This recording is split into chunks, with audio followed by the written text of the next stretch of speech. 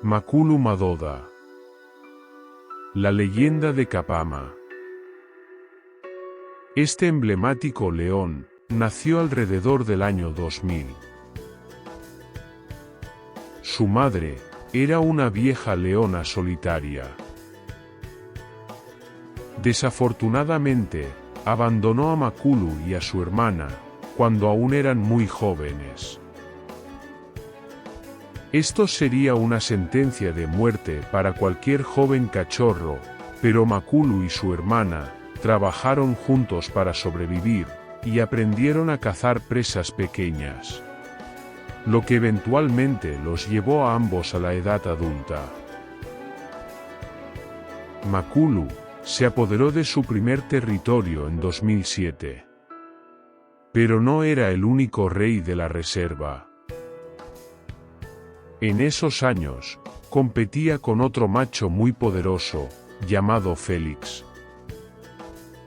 A veces se encontraban, pero debido a que estaban igualados, mantenían su distancia el uno del otro. Sin embargo, años más tarde, Félix sería víctima de una cacería pagada dentro de la reserva. A inicios de 2008, nació un hijo de MAKULU, que pasó a ser conocido como MADODA, luego llamado el Rey Tuerto de Kapama. MADODA creció y se independizó, y desafió a MAKULU varias veces. Hasta que en 2013 o 2014, MAKULU, luego de varias batallas con su hijo, cedió una parte de su territorio. Moria se apoderó de la mitad de la reserva, su territorio se había expandido. Antes de este evento, a finales de 2012, MADODA tuvo 3 hijos, quienes unos años después, causarían problemas a Moria y MAKULU. En 2016, los 3 nietos de MAKULU, que serían conocidos como la coalición o Expruit, lo desafiaron.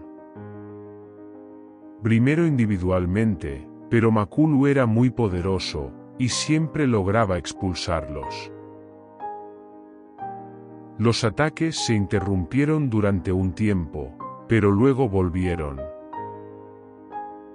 Tras una larga lucha, en 2017, los 3 machos atacaron juntos, y asesinaron a MAKULU.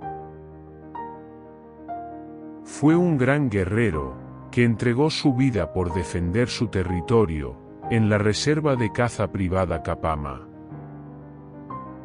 MAKULU MADODA abandonó este mundo, a los 17 años de edad.